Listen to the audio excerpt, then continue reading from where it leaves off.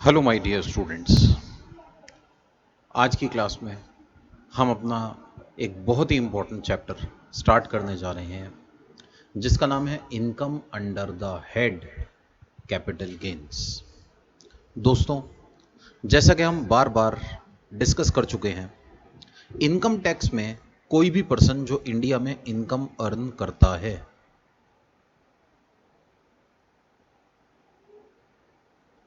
उसकी income 5 sources से हो सकती है और इन सोर्सेस को हम अपने पास बुलाते हैं 5 हेड्स ऑफ इनकम।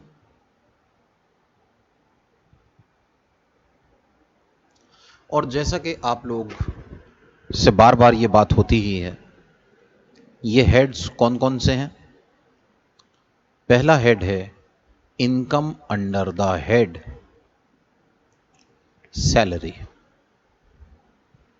मतलब आप इंडिया में जब इनकम टैक्स देते हैं तो आपकी इनकम सैलरी से हो सकती है, आप जॉब करके पैसे कमा सकते हैं। दूसरा हेड है income under the head house property.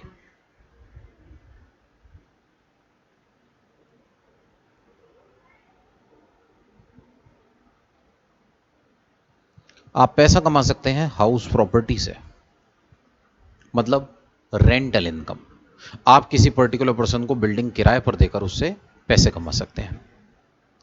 तीसरा इनकम हो सकती है income under the head PGBP. दोस्तों, पीजीबीपी का मतलब होता है प्रॉफिट्स एंड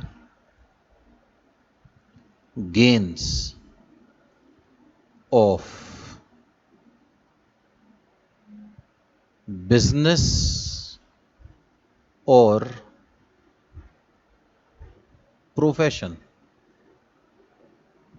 आप इनकम कमा सकते हैं, प्रॉफिट कमा सकते हैं, आपको गेन हो सकता है फायदा, या तो बिजनेस से या प्रोफेशन से।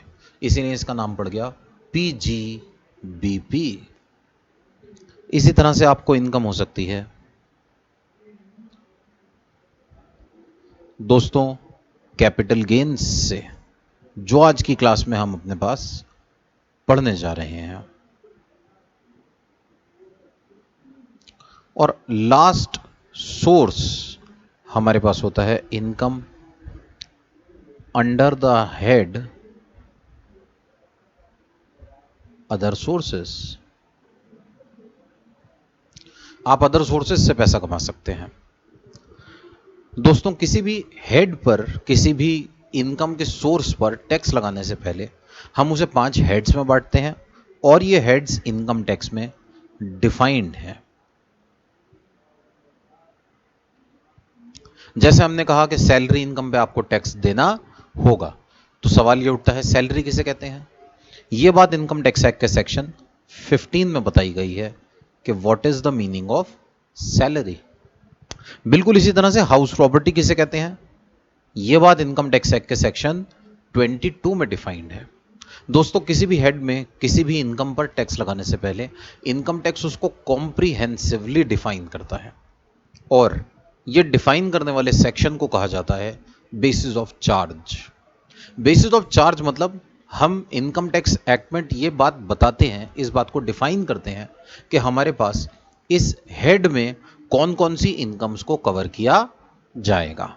तो जैसे हमने कहा सैलरी, तो सवाल ये उठता है व्हाट इज सैलरी, ये हमने डिफाइन कर दिया। हाउस प्रॉपर्टी, तो व्हाट इज हाउस प्रॉपर्टी, ये हमने डिफाइन कर दिया। इसी तरह से पीजीबीपी के बारे में बताया गया है सेक्शन 28 में।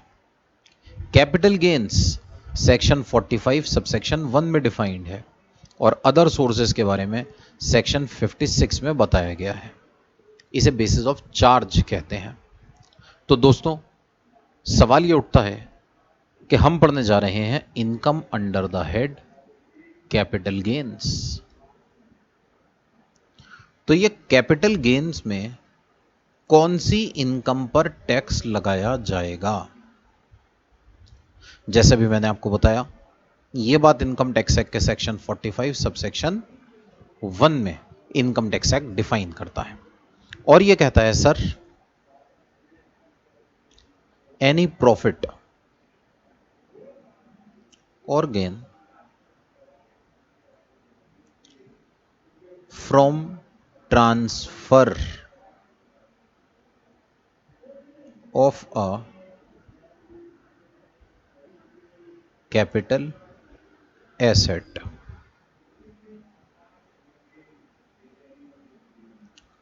is taxable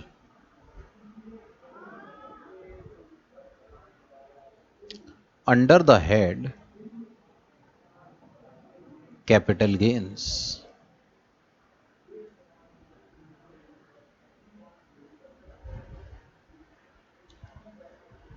in the year in which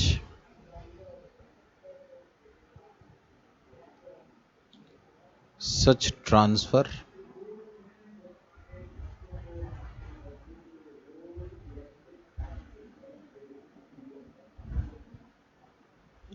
took place। क्या मतलब हुआ? मतलब ये हुआ, अगर हमें कोई प्रॉफिट होता है, कोई गेन होता है, कोई भी फायदा, किससे? ट्रांसफर से। ट्रांसफर मतलब आप समझने के लिए कह सकते हैं बेचना, सेल करना। किस चीज की सेल दोस्तों? कैपिटल एसेट की सेल। कैपिटल एसेट, अगर आप एसेट बेचकर प्रॉफिट कमाएंगे तो एसेट को बेचकर होने वाली इनकम कैपिटल गेन्स में टैक्सेबल की जाएगी। इस taxable under the head capital gains. इस पर कैपिटल गेन में टैक्स लगाया जाएगा। कब? इन the year in which such transfer took place. जिस साल में यह एसेट ट्रांसफर किया जाएगा उस साल में टैक्स लगाया जाएगा। दोस्तों, कैपिटल गेन में इनकम का टैक्सेबल होने की कुछ एक्सेप्शंस होती हैं। कुछ ऐसे केसेस हैं जो इनकम टैक्स एक्ट में हमें बताए गए हैं जब कैपिटल गेन की इनकम पर टैक्स नहीं लगाया जाता। ये कौन से केसेस होते हैं? अनलेस सच कैपिटल गेन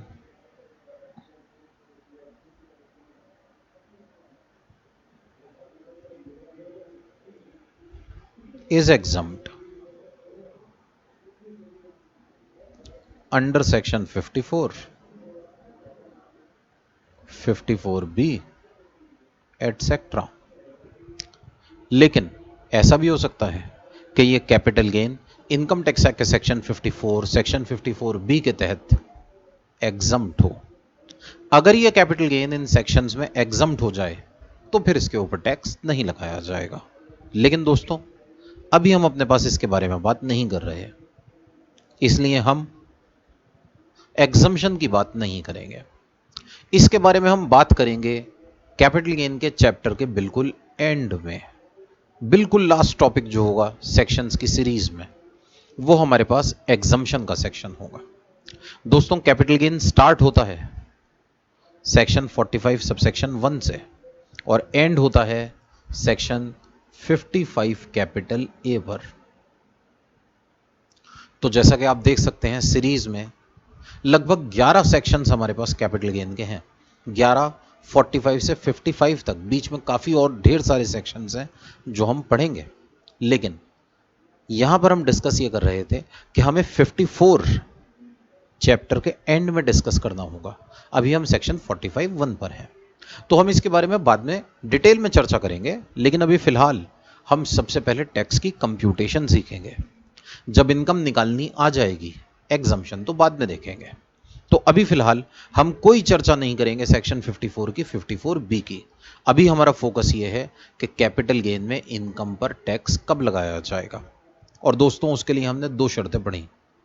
कैपिटल गेन में इनकम के टैक्सेबल होने की 2 कंडीशंस हैं, 2 कंडीशंस। और ये 2 कंडीशंस क्या हैं बताइए? पहली condition, there must be a capital asset. There must be a capital asset. Capital asset होगा तभी इनकम कैपिटल गेन्स में टैक्सेबल होगी। अगर कैपिटल एसेट नहीं होगा तो इनकम कैपिटल गेन्स में टैक्सेबल नहीं की जाएगी।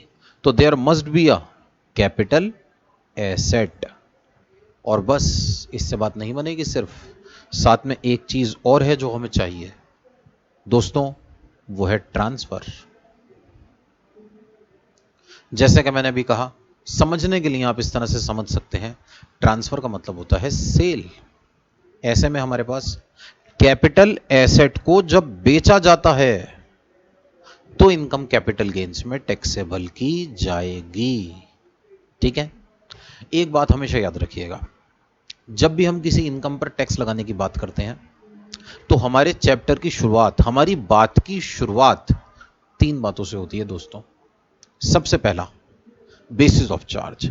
बेसिस ऑफ चार्ज का मतलब होता है इस पर्टिकुलर हेड में कौन सी इनकम पर टैक्स लगाया जाएगा।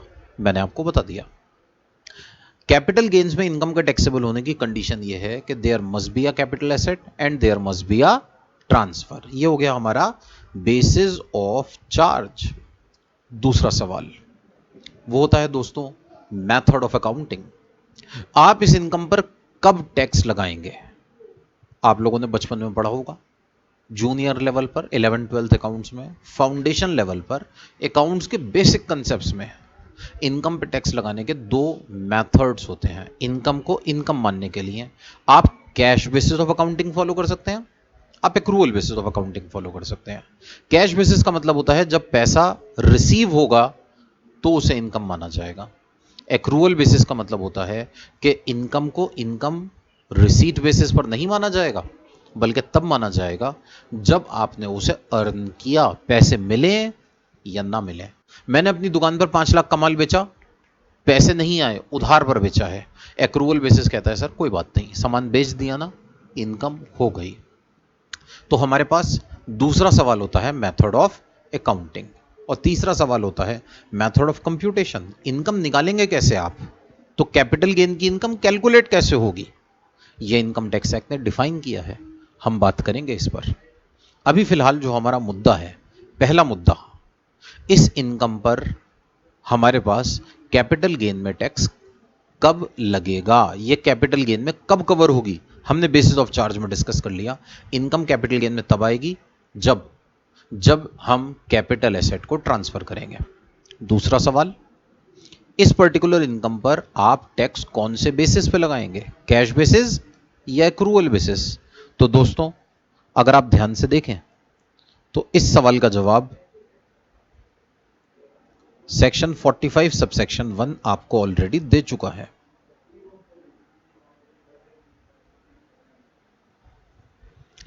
हमने कहा हम इसके ऊपर टैक्स लगाएंगे इन the year in which such transfer took place.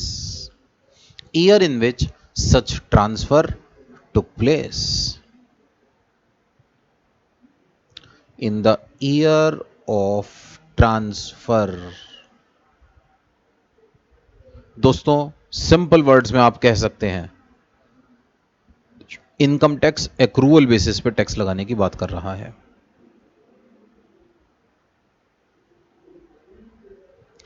पैसे मिलें या ना मिलें,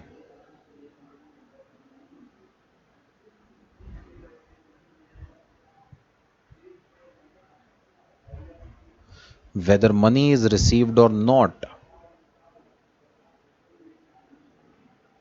is irrelevant। ये बात irrelevant है कि आपको पैसा मिला या आपको पैसा नहीं मिला। अहम बात यह है कि हमारे पास इस पर्टिकुलर सिचुएशन में हमने एसेट बेचा या नहीं बेचा। ईयर ऑफ ट्रांसफर दोस्तों, ईयर ऑफ ट्रांसफर। आइए इस बात को बेहतर तरीके से समझने के लिए एक एग्जाम्पल देखते हैं।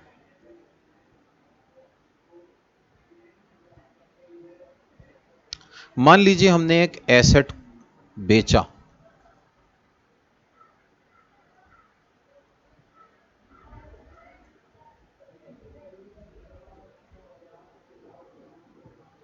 फिफ्थ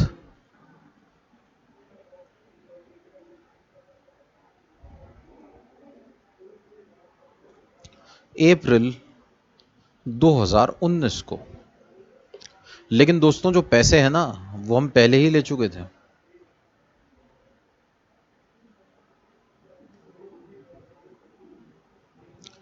पैसे ले लिए थे हमने 28 मार्च 2019 को। मतलब अगर आप ध्यान से देखें, ये ईयर है 2019-20 और ये ईयर है 2018-19। तो सवाल ये उठता है, इन पैसों को टैक्सेबल कब किया जाएगा? तो जैसा भी अभी हमने डिस्कस किया, हमें पैसे कब मिले ये बात अहम नहीं है। अहम यह है कि एसेट कब बेचा गया, ये बात हमारे लिए इंपॉर्टेंट है। तो इसको टैक्सेबल किया जाएगा इन प्रीवियस ईयर 2019-20। 19-20 में इसके ऊपर टैक्स लगेगा। बिल्कुल इसी तरह से हम कह सकते हैं, हमने एसेट बेचा 25 मार्च 2020 को और पैसे, दोस्तों पैसे मिले 2 अप्रैल 2020 को।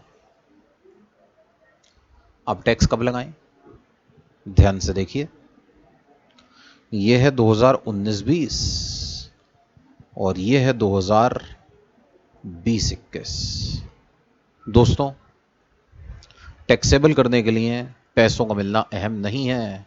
आप 10 साल तक पैसे ना लें, इररेलेवेंट, हमें इस बात से कोई मतलब नहीं है। आपने एसेट बेच दिया, हमें टैक्स चाहिए। 2019-20 में आपको इसके ऊपर टैक्स देना पड़ेगा। पैसे कब मिले, इट इज इररेलेवेंट। ठीक है, तो इस पर्टिकुलर सिचुएशन में हमारे पास 2019-20 में यह अमाउंट टैक्सेबल किया जाएगा। तो एक बार दोबारा से देखिए, section 45 subsection 1 basis of charge है income under the head capital gains का, और यह कहता है कि हमारे पास कैपिटल गेन में इनकम को टैक्सेबल होने के लिए एनी प्रॉफिट और gain from transfer of a capital asset is taxable under the head capital gains in the year in which such transfer took place. बस दोस्तों, हमारे पास कैपिटल गेन में इनकम के टैक्सेबल होने की दो कंडीशंस आ गई। There must be a capital asset and there must be a transfer. Capital asset होना चाहिए और ट्रांसफर होना चाहिए। अगर ये दोनों कंडीशन सेटिस्फाई हो जाएं तो इनकम पर कैपिटल गेन में टैक्स लगाया जाएगा। अब आपके माइंड में ये सवाल आ सकता है कि सर बार बार कह रहे हैं कैपिटल एसेट कैपिटल एसेट, आखिर ये कैपिटल एसेट होता क्या है? तो आइए दोस्तों, इनकम टैक्स कहीं भी आपको कोई बात सोचने के लिए नहीं छोड़ता, हर चीज का हमारे पास जवाब है। तो कैपिटल एसेट कहते किसे हैं?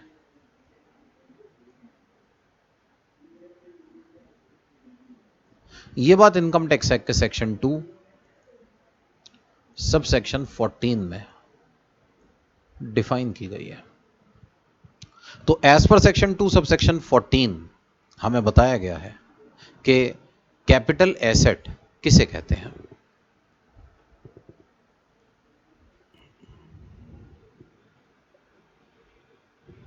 तो दोस्तों, आपके माइंड में सवाल यह आ सकता है कि कैपिटल एसेट कहते किसे हैं। कैपिटल एसेट का मीनिंग इनकम टैक्स एक्ट के सेक्शन 2 सबसेक्शन 14 में इनकम टैक्स एक्ट डिफाइन करता है। अब ये सेक्शन 2 सबसेक्शन 14 में कैपिटल एसेट के मीनिंग में क्या बताया गया है? अच्छा, अब आप लोगों के माइंड में अलग अलग बातें कैपिटल एसेट के मीनिंग को लेकर आ रही होंगी।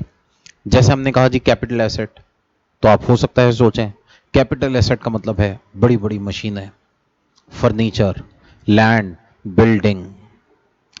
दोस्तों, आप लोगों ने बचपन में बेसिक लेवल पर, अकाउंट्स में जूनियर लेवल पर एसेट्स की कैटेगरीज पढ़ी होंगी।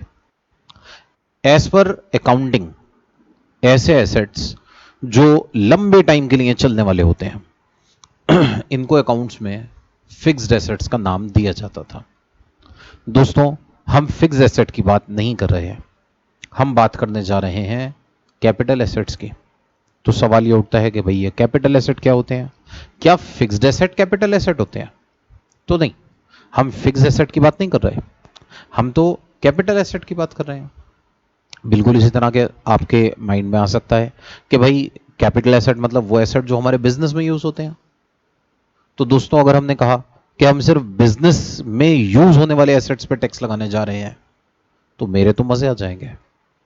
मैं तो हर वो चीज जिसको मैं बेचना चाहूंगा पहले उठा के घर ले आऊंगा और घर पर लाकर कहूंगा देखो ये तो मेरे बिजनेस से रिलेटेड ही नहीं है, और फिर मैं उसको बेचूंगा। तो क्या इनकम टैक्स वाले मुझे छोड़ देंगे? क्या सिर्फ फिक्स एसेट पर टैक्स लेंगे, करंट एसेट पर टैक्स नहीं लेंगे? बिजनेस के एसेट्स पर टैक्स लेंगे, घर के एसेट पर टैक्स नहीं लेंगे? ये तो बड़ी गड़बड़ हो जाएगी। दोस्तों इनकम टैक्स ने इस प्रॉब्लम के सॉल्यूशन के लिए कैपिटल एसेट को बहुत डिटेल में डिफाइन किया और बहुत ज्यादा कवरेज की इन एसेट्स की। जैसे अगर हम बात करें अपने पास सेक्शन 2 सब सेक्शन 14 की, तो यह हमें बताता है कि हमारे पास कैपिटल एसेट किसे कहते हैं। और कैपिटल एसेट को डिफाइन करते हुए यह कहता है sir, capital asset means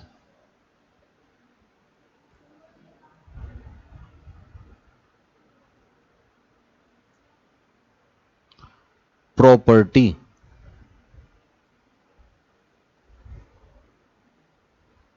of any kind. अब आपके माइंड में सवाल आएगा कि जी ये प्रॉपर्टी किसे कहते हैं? क्या प्रॉपर्टी का मतलब है लैंड एंड बिल्डिंग, जमीन जायदाद को प्रॉपर्टी कहते हैं? तो नहीं दोस्तों, प्रॉपर्टी का मतलब होता है anything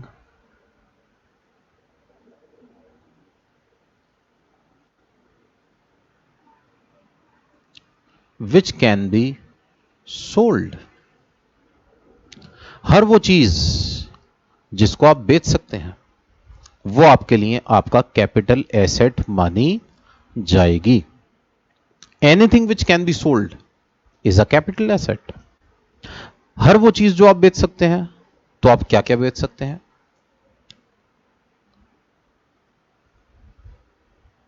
it may be a fixed asset,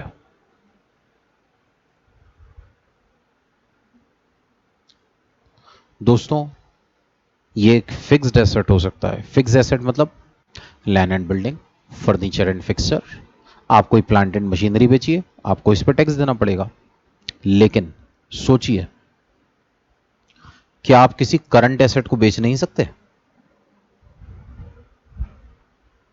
दोस्तों बेचा तो करंट एसेट भी जा सकता है। मान लीजिए मेरे पास कोई छोटा एसेट है और मैंने बेच दिया। कोई ऐसा एसेट जो 2-3 महीने पहले खरीदा था, मैंने बेच दिया। इनकम टैक्स क्या कहता है सर, आपको हर एसेट पे टैक्स देना पड़ेगा। आप जिस एसेट को बेच रहे हैं वो कैपिटल एसेट भी हो सकता है, अब वो फिक्स्ड एसेट भी हो सकता है, वो करंट एसेट भी हो सकता है। अगर आप इसको बेचेंगे, आपको इसके ऊपर होने वाले प्रॉफिट पर कैपिटल गेन्स में टैक्स देना पड़ेगा। हो सकता है दोस्तों, हो सकता है। It may be a tangible asset.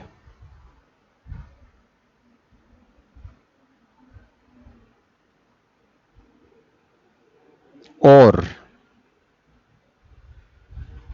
Intangible asset.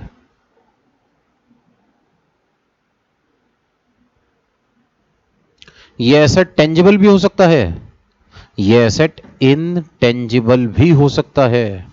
Not an issue. Asset tangible हो या इनटेंजिबल, यह हमारे पास कैपिटल गेन में कवर किया जाएगा। लेकिन एक बात का ध्यान रखिएगा, but it does not includes.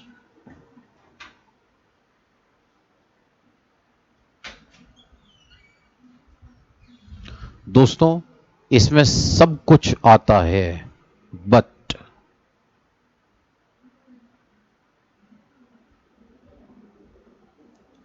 इसमें फिक्टिशियस एसेट्स नहीं आते। Fictitious assets. अब आपके माइंड में सवाल आएगा कि सर ये फिक्टिशियस एसेट्स क्या होते हैं?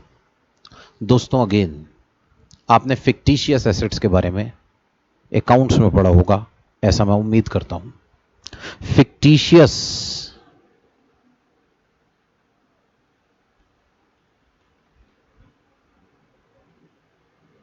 दोस्तों, ये वर्ड फिक्टिशियस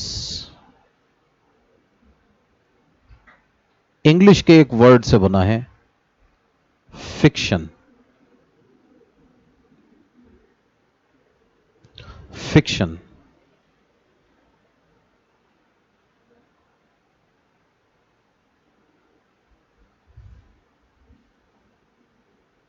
फिक्शन मतलब, दोस्तों फिक्शन का मतलब होता है काल्पनिक। मतलब वो चीजें जो सचमुच में एग्जिस्ट नहीं करती, जो हमारी कल्पना में होती हैं, जिसको हम सोचते हैं कि हां ऐसा है, जबकि ऐसा होता नहीं है। जैसे कई बार हम मूवीज देखते देखते उसके अंदर इतना खो जाते हैं, टीवी सीरियल्स देखते देखते हमें ऐसा लगता है जैसा ये तो सचमुच में हो रहा है। हैरी पॉटर झाड़ू पे बैठकर उड़ते हुए जा रहे हैं, अचानक से गिर गए और बस दर्शकों के दिल की धड़कनें रुक गई कि ओहो चोट तो नहीं लगी। दोस्तों ऐसा सच में नहीं हो रहा होता, ये तो कल्पना होती है। बिल्कुल इसी तरह से हमारे पास कुछ ऐसे एसेट्स होते हैं जो एक्चुअली एसेट नहीं होते, हम बस कल्पना करते हैं, सोचते हैं इमेजिनरी इमेजिनेशन में कि इसको एसेट मान लिया जाए। दोस्तों ये एसेट एक्चुअली एसेट नहीं होते, बल्कि हमारे एक्यूमुलेटेड लॉसेस होते हैं। ये हमारे वो एक्सपेंसेस होते हैं जो नॉट येट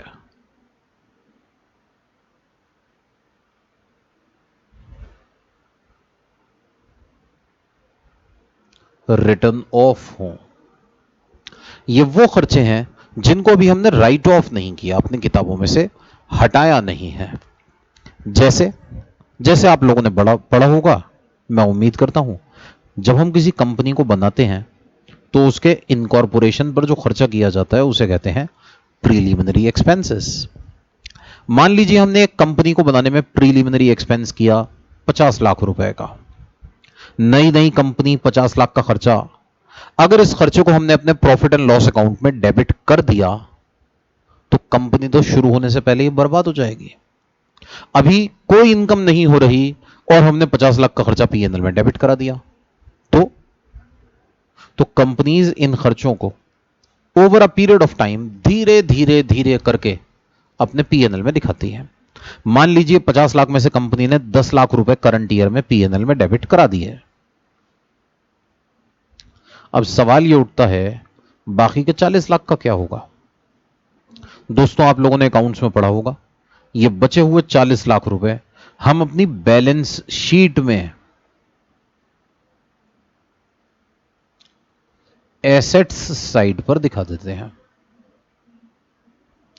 दोस्तों मैं आपसे यह पूछना चाहता था, क्या ये प्रीलिमिनरी एक्सपेंस जो अभी पीएनएल में नहीं दिखाए गए हैं, क्या हमारा एसेट है क्या? तो सवाल का जवाब यह है कि it is not an asset. ये एसेट नहीं है, बल्कि ये तो हमारा वो खर्चा है जिसको अभी हमने अपने प्रॉफिट एंड लॉस अकाउंट में डेबिट नहीं किया है।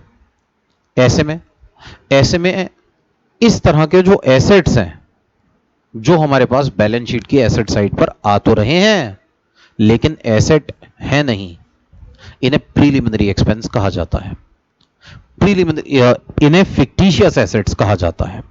दोस्तों ये बैलेंस शीट की एसेट साइड पर दिखाए जरूर जाएंगे, लेकिन याद रखिएगा ये एसेट नहीं है। और क्योंकि ये एसेट नहीं है इसलिए इनको बेचा नहीं जा सकता, और जिसको बेचा नहीं जा सकता उस पर फायदा कैसे हो सकता है। इसीलिए फिक्टिशियस एसेट कैपिटल एसेट की कैटेगरी में कवर नहीं होते। तो कैपिटल एसेट की कैटेगरी में फिक्टिशियस एसेट्स नहीं आएंगे। तो बाय चांस अगर किसी कंपनी की बैलेंस शीट में, अगर किसी एसएससी की बैलेंस शीट में कोई भी फिक्टिशियस एसेट आ रहा है, आप इस फिक्टिशियस एसेट को कैपिटल एसेट की कैटेगरी में कवर नहीं करेंगे। ठीक है, तो हमारे पास फिर से हम अपने पुराने सवाल पर आते हैं। सेक्शन 2 सबसेक्शन 14 डिफाइन करता है मीनिंग ऑफ कैपिटल एसेट, और ये कहता है सर कैपिटल एसेट का मतलब होता है प्रॉपर्टी ऑफ एनी काइंड। और प्रॉपर्टी को हमने कैसे डिफाइन किया? हमने कहा सर हर वो चीज जो बेची जा सकती है वो कैपिटल एसेट है। ये फिक्स एसेट भी हो सकती है, करंट एसेट भी हो सकती है, ये टेंजिबल एसेट भी हो सकती है, इंटेंजिबल एसेट भी हो सकती है। ऐसे में ये एसेट हमारे पास टेंजिबल हो या इंटेंजिबल, फिक्स्ड हो या करंट, कैपिटल एसेट के मीनिंग में कवर होगा। बस ये फिक्टिशियस एसेट नहीं होना चाहिए। दोस्तों एसेट बड़े से बड़ा हो सकता है, महंगे से महंगा। एक आदमी के पास एक बिल्डिंग है करोड़ों रुपए की, यह भी एक हमारे लिए कैपिटल एसेट है। और उसके पास मान लीजिए एक छोटा सा एसेट है, मान लीजिए मेरे पास कोई बहुत ही छोटा सा सस्ता सा एसेट है, वो भी मेरे लिए एक नॉर्मल कैपिटल एसेट माना जाएगा। एसेट महंगा हो या सस्ता, कैपिटल एसेट माना जाएगा।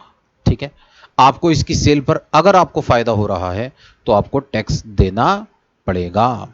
हर प्रॉफिट जो आपको हो रहा है कैपिटल एसेट की सेल पर, एसेट 100 रुपए का हो या 100 करोड़ रुपए का, यह मैटर नहीं करता, हम अपने पास इस पे टैक्स लगाएंगे। बस वो एसेट फिक्टिशियस एसेट नहीं होना चाहिए। आपके पास मान लीजिए 100 रुपए का एसेट है, आपको उस पर भी टैक्स देना पड़ेगा। आपके पास मान लीजिए एक 100 करोड़ का एसेट है, आपको उसकी सेल पर भी टैक्स देना पड़ेगा। ठीक है, बस दोस्तों यहां पर हमारे पास कुछ एक्सेप्शंस हैं।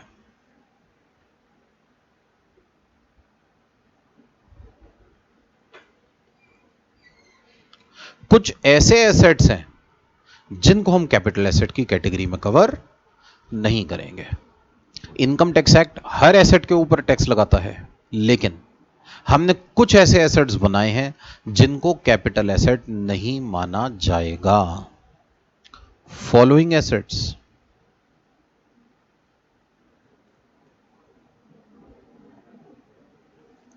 shall not be treated as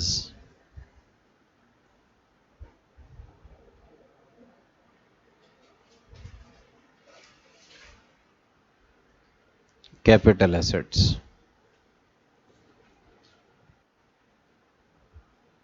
in assets को कैपिटल एसेट नहीं माना जाएगा।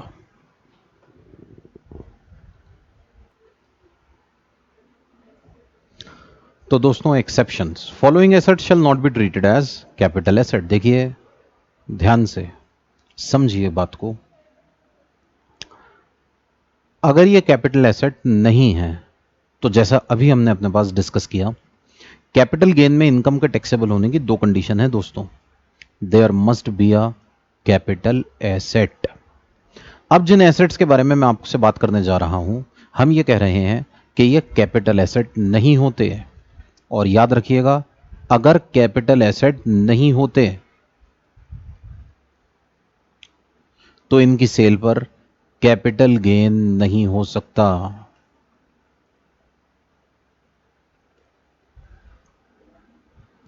अब जिन एसेट्स की बात हम करने जा रहे हैं, अगर आपने उनको बेचा तो ये इनकम कैपिटल गेन में टैक्सेबल नहीं होगी। दोस्तों सबसे पहला एसेट स्टॉक इन ट्रेड।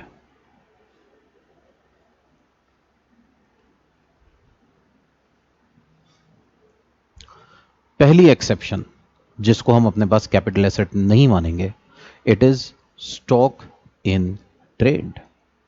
अगर आप स्टॉक की सेल करेंगे तो स्टॉक की सेल पर होने वाला प्रॉफिट कैपिटल गेन में टैक्सेबल नहीं किया जाएगा। अब सवाल ये उठता है कि स्टॉक इन ट्रेड कहते किसे हैं? तो दोस्तों आप लोगों ने अकाउंट्स में स्टॉक इन ट्रेड के बारे में पढ़ा होगा, इन्वेंट्री के बारे में पढ़ा होगा। ये अलग अलग तरह का होता है। हो सकता है आपके पास फिनिश्ड गुड्स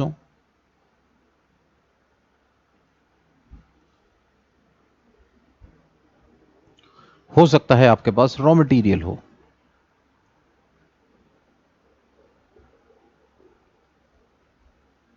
सकता है आपके पास वर्क इन प्रोग्रेस हो, कोई दूसरा कंज्यूमेबल आइटम हो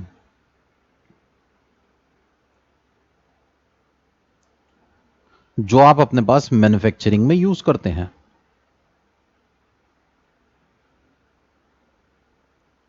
ये सब कुछ स्टॉक इन ट्रेड की कैटेगरी में कवर होता है। और याद रखिएगा, स्टॉक को बेचेंगे तो प्रॉफिट कभी भी कैपिटल गेन में नहीं जाएगा। अब आप पूछेंगे सर कैपिटल गेन में नहीं आएगा तो आएगा कहां पर? तो याद रखिएगा, स्टॉक को बेचना हमारा बिजनेस होता है, और क्योंकि ये हमारा बिजनेस है इसीलिए हम इसको कवर करेंगे अंडर द हेड पीजीबीपी। अगर आप स्टॉक की सेल करेंगे तो this stock is taxable under the head PGBP. Stock की सेल पर होने वाला प्रॉफिट पीजीबीपी में टैक्सेबल किया जाएगा। अगर आप स्टॉक बेचेंगे तो ये पीजीबीपी है, लेकिन अगर ये आपका स्टॉक नहीं है then it is taxable under the head capital gains. तो ये हमारे पास हमारी पहली एक्सेप्शन हो गई हमारे कैपिटल एसेट की। ठीक है, तो अगर आप कैपिटल एसेट बेच रहे हैं तो कैपिटल एसेट की सेल पर होने वाली income is taxable under the head capital gains. लेकिन स्टॉक इन ट्रेड क्योंकि कैपिटल एसेट नहीं होता इसलिए it is taxable under the head PGBP. Next दोस्तों, नेक्स्ट एसेट है पर्सनल इफेक्ट्स। अब सवाल ये उठता है कि ये पर्सनल इफेक्ट्स क्या होते हैं? पर्सनल इफेक्ट कैपिटल एसेट की कैटेगरी में कवर नहीं किए जाएंगे। तो पर्सनल इफेक्ट कहते किसे हैं? दोस्तों, पर्सनल इफेक्ट का मतलब होता है पर्सनल यूज का सामान। वो चीजें जो कोई भी असेसी अपने पर्सनल यूज में लेता है, इसको हम पर्सनल इफेक्ट कहते हैं। और ये हमारे पास कैपिटल एसेट नहीं होते। इसका मतलब अगर आप इसको बेचेंगे तो इनकम कैपिटल गेन में टैक्सेबल नहीं की जाएगी। ध्यान से देखिए, जैसे जैसे क्या?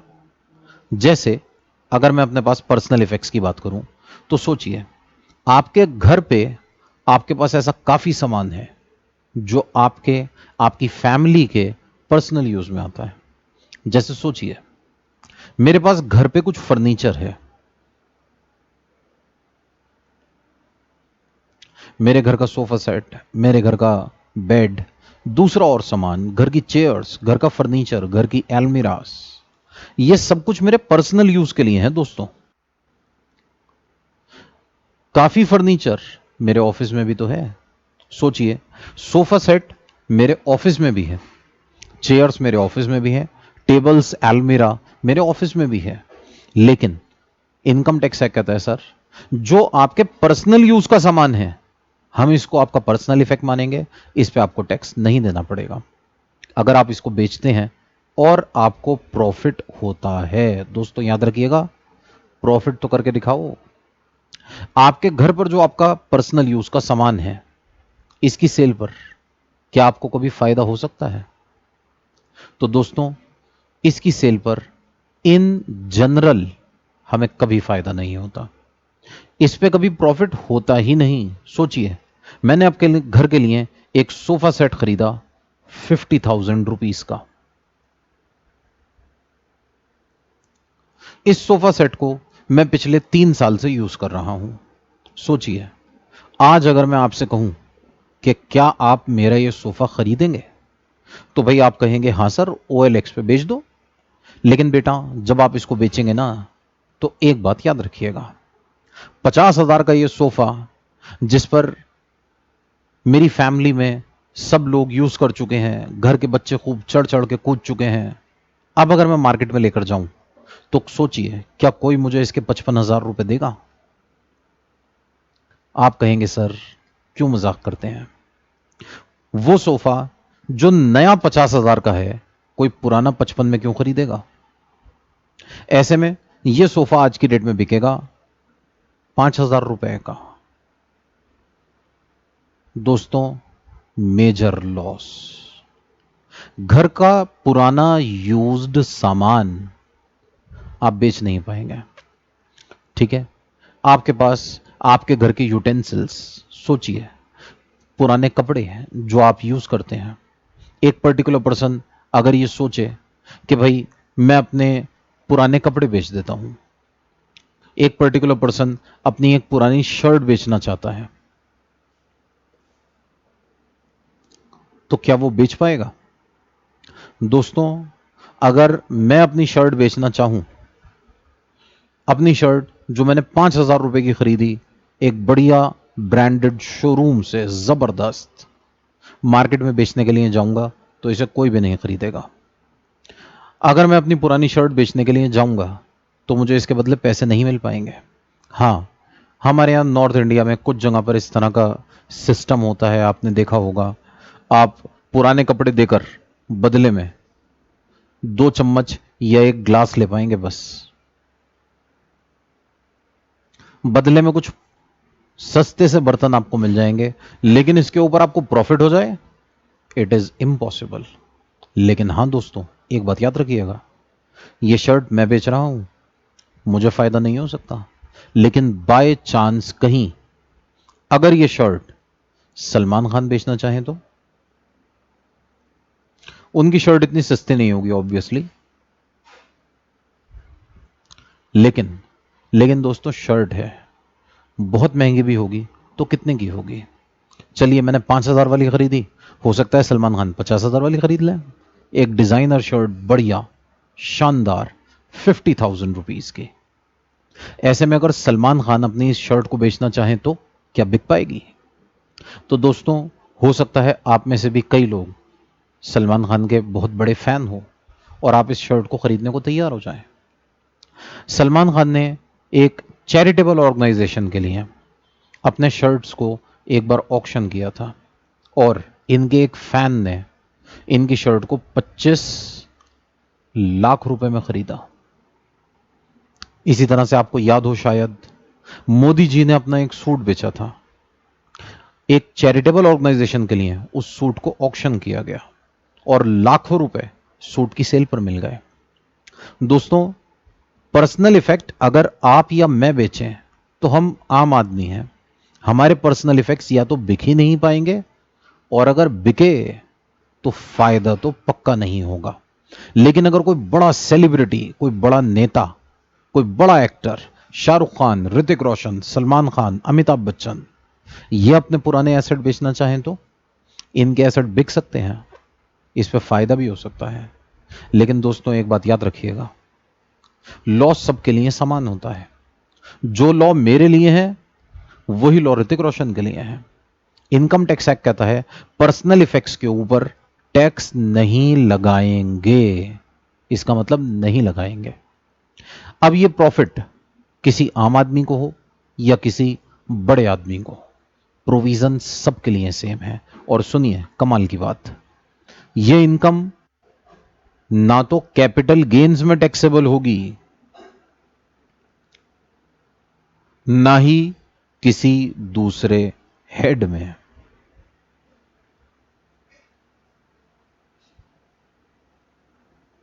This income is simply exempt from tax, इस पे टैक्स नहीं लगाया जाएगा, यह इनकम टैक्सेबल नहीं की जाएगी। क्यों नहीं की जाएगी? क्योंकि दोस्तों मैंने आपको बार बार बता रहा हूं, कैपिटल गेन में इनकम के टैक्सेबल होने के लिए there must be a capital asset.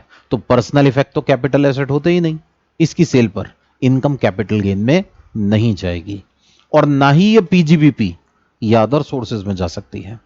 ये इनकम टैक्सेबल नहीं की जाएगी। तो पर्सनल इफेक्ट्स, दोस्तों पर्सनल इफेक्ट्स का मतलब होता है वो सामान जो मेरे पर्सनल यूज में आता है। अगर यही सामान मेरे बिजनेस यूज में आने लगे तो फिर इस पर आपको टैक्स देना पड़ेगा। मान लीजिए ये फर्नीचर जिसकी सेल की मैं आपसे बात कर रहा था, ये फर्नीचर मेरे घर का नहीं, मेरे बिजनेस का होता, तो बिजनेस का फर्नीचर अगर बेचेंगे तो दोस्तों अगर मान लीजिए मैं अपने ऑफिस का फर्नीचर बेचने लगूं तो इनकम टैक्स एक्ट कहता है सर ये आपका पर्सनल इफेक्ट नहीं है, और क्योंकि ये पर्सनल इफेक्ट नहीं है यह आपका बिजनेस एसेट है,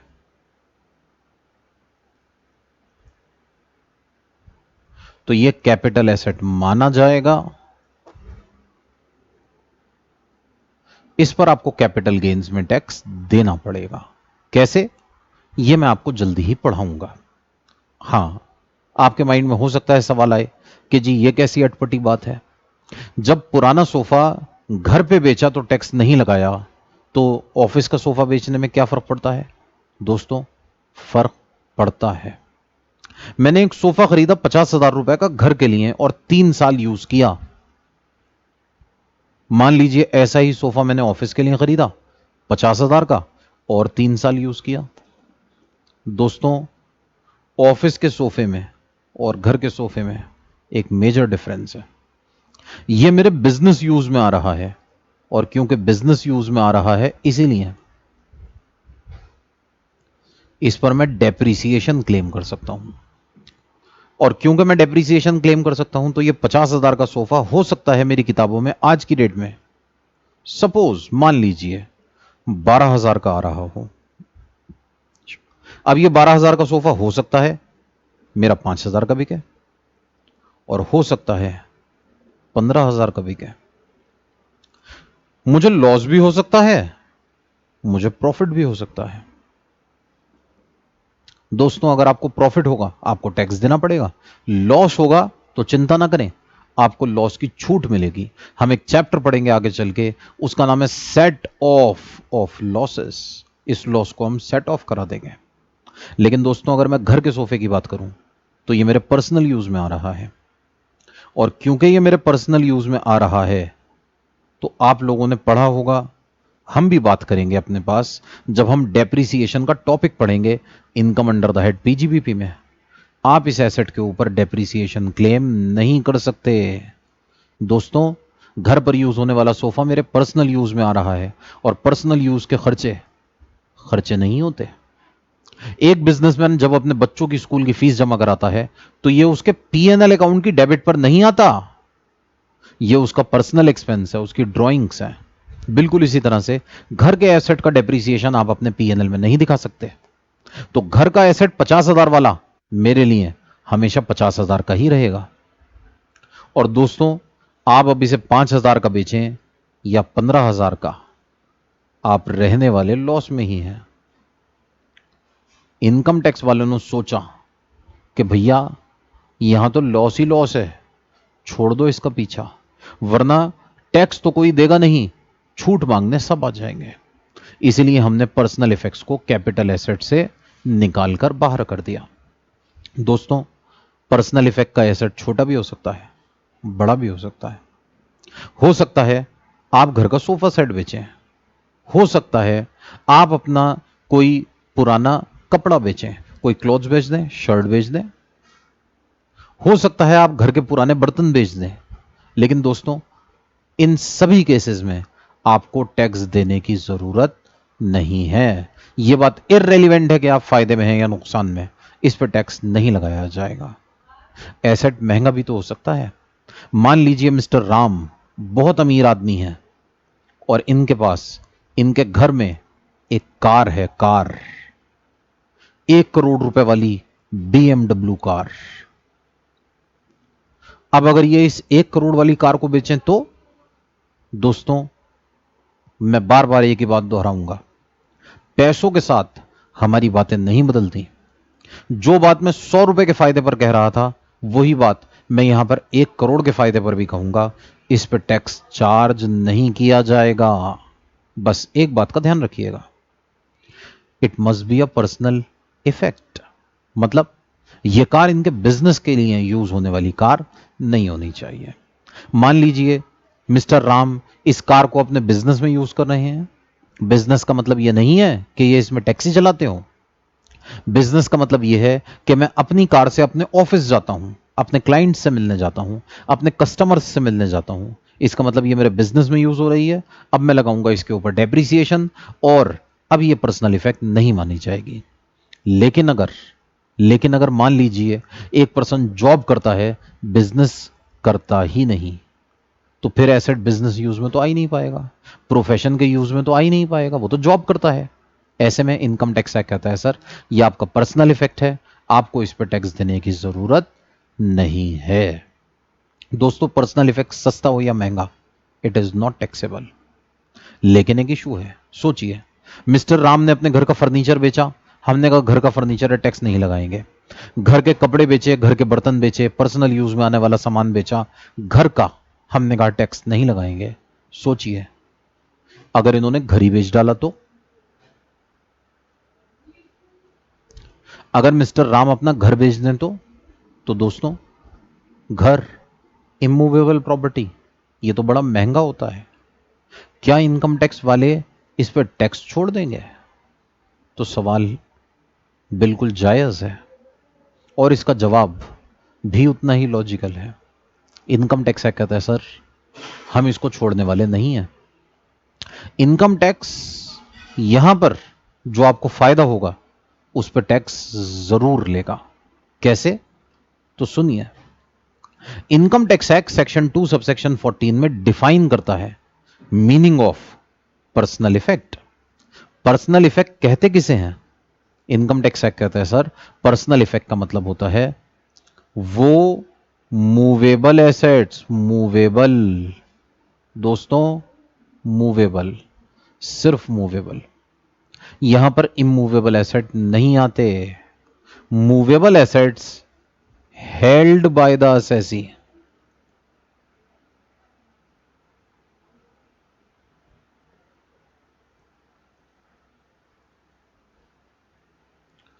for personal use of himself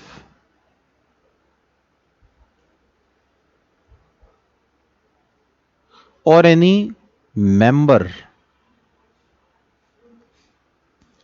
of his family.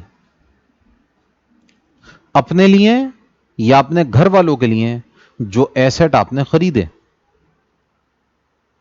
वो पर्सनल इफेक्ट माने जाएंगे, उस पर टैक्स चार्ज नहीं किया जाएगा। दोस्तों सोचिए आपके पेरेंट्स ने मान लीजिए आपको एक फोन गिफ्ट में दे दिया और वो फोन आपके पापा यूज नहीं करते। पापा ने बच्चे को फोन दिलवाया एक 10,000 रुपए वाला और उसको यूज पापा नहीं करते, बच्चा करता है। ऐसे में पापा के लिए ये एसेट क्या कैपिटल एसेट माना जाएगा? भाई देखिए पैसे तो पापा ने ही दिए हैं तो एसेट के ओनर तो पापा हुए। आप भले ही यूज कर लें, आप भले ही पापा को दिखाएं ना अपना फोन, लेकिन एसेट का मालिक देखा जाए तो पापा है। ऐसे में अगर बाय चांस आप अपना फोन बेचें और बाय चांस इस पर फायदा हो जाए तो क्या आपको इसके ऊपर टैक्स देना पड़ेगा? Answer is no. Asset assessee use करे या उसकी फैमिली का कोई मेंबर, यह पर्सनल इफेक्ट माना जाएगा और पर्सनल इफेक्ट की सेल पर होने वाले प्रॉफिट पर हम टैक्स चार्ज नहीं करेंगे। बस एक शर्त है, it must be a movable asset.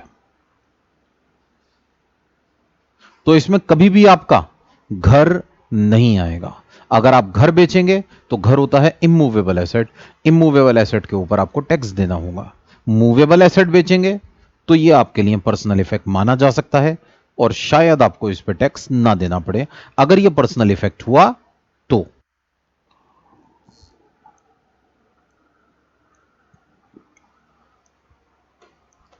अब एक प्रॉब्लम है, सोचिए दोस्तों, जैसा हमने बात की हम पर्सनल इफेक्ट्स की सेल के ऊपर टैक्स नहीं लगाएंगे।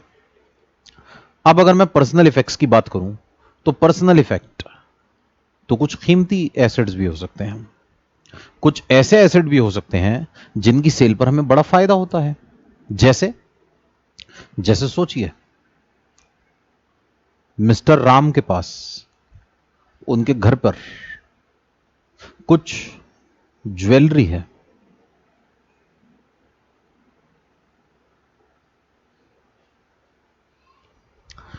अब सवाल यह उठता है कि यह ज्वेलरी यह भी तो पर्सनल यूज में आएगी। अगर मैं ज्वेलरी की सेल करूं तो क्या ज्वेलरी की सेल पर होने वाला प्रॉफिट हमारे लिए टैक्सेबल किया जाएगा? अगर एक पर्सन ज्वेलरी बेच रहा है, ज्वेलरी, तो क्या ज्वेलरी की सेल पर होने वाला प्रॉफिट टैक्सेबल किया जाएगा? दोस्तों याद रखिएगा, ज्वेलरी पर्सनल यूज में आती है, और पर्सनल यूज में आती है तो क्या इसको मैं अपना पर्सनल इफेक्ट मान लूं?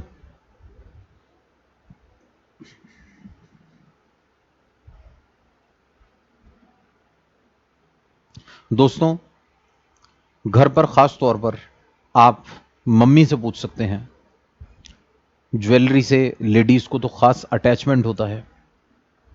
मान लीजिए एक पर्टिकुलर पर्सन, उसके पास ज्वेलरी है, ज्वेलरी, तो यह ज्वेलरी बिजनेस यूज में तो आती ही नहीं, यह तो सिर्फ और सिर्फ पर्सनल यूज में आती है।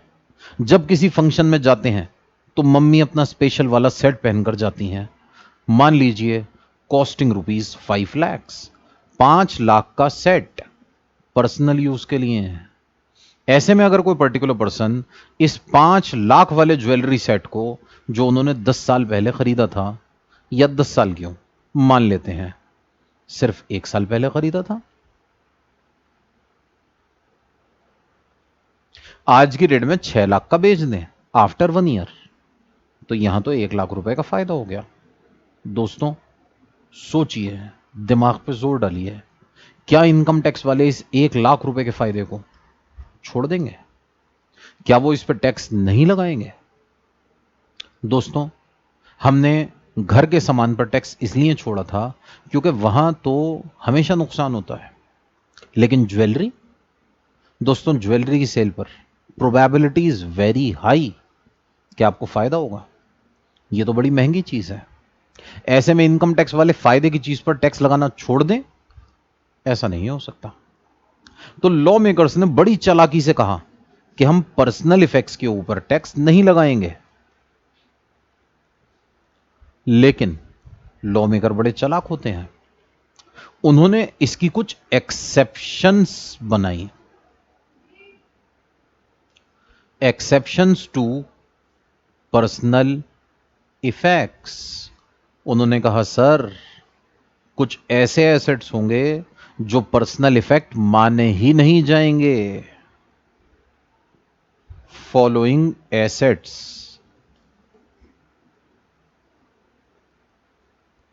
shall not be treated as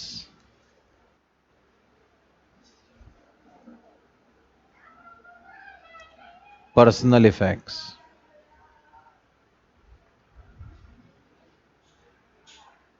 इनको पर्सनल इफेक्ट नहीं माना जाएगा, and therefore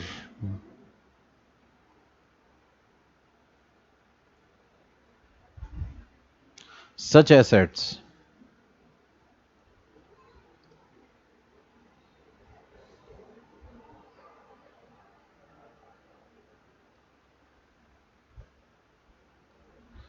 shall be treated as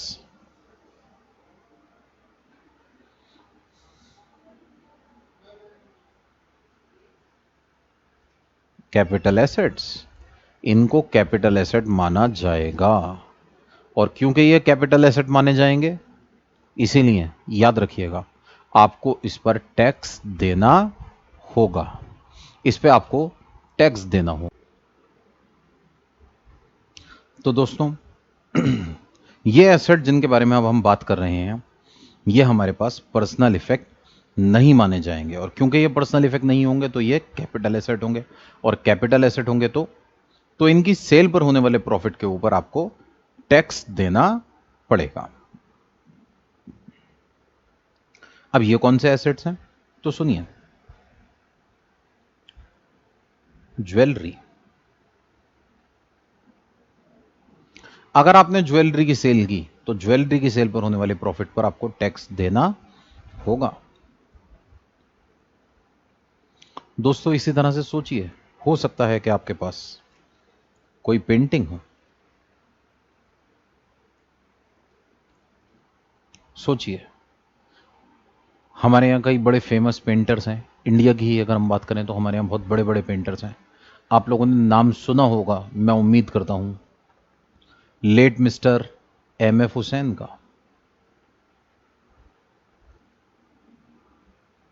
कमाल के पेंटर, महान पेंटर, जो पेंटिंग्स बनाते थे करोड़ों की होती थी। हमारी समझ में भले ही ना आए कि इन्होंने क्या बनाया, लेकिन ये कमाल की पेंटिंग्स बनाया करते थे। ऐसे में इनकी एक एक पेंटिंग एक एक, दो दो, तीन तीन, पांच पांच करोड़ की बिका करती थी। सोचिए, इनकी ये पेंटिंग्स जो इतनी महंगी हैं, एक आदमी ने 3 करोड़ की खरीद के 5 करोड़ की बेची, तो क्या आपको लगता है कि इनकम टैक्स वाले इनका टैक्स छोड़ देंगे? सवाल ही नहीं उठता। इनकम टैक्स एक्ट कहता है सर इसके ऊपर आपको टैक्स देना होगा। इसी तरह से और कई बड़े बड़े पेंटर्स, शायद आप लोगों ने नाम सुना हो लेट मिस्टर एस.एच. रजा का, सैयद हामिद रजा। इंडिया की आज तक की सबसे महंगी painting Saurashtra, sold for 16 crore rupees. दोस्तों 16 करोड़ रुपए।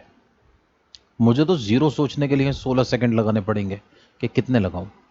16 करोड़ रुपए की पेंटिंग इनकी बनाई हुई बेची गई। दोस्तों इसी तरह से और बहुत बड़े बड़े पेंटर्स, आप लोगों ने शायद नाम सुना हो राजा रवि वर्मा, पुराने जमाने के बड़े फेमस पेंटर।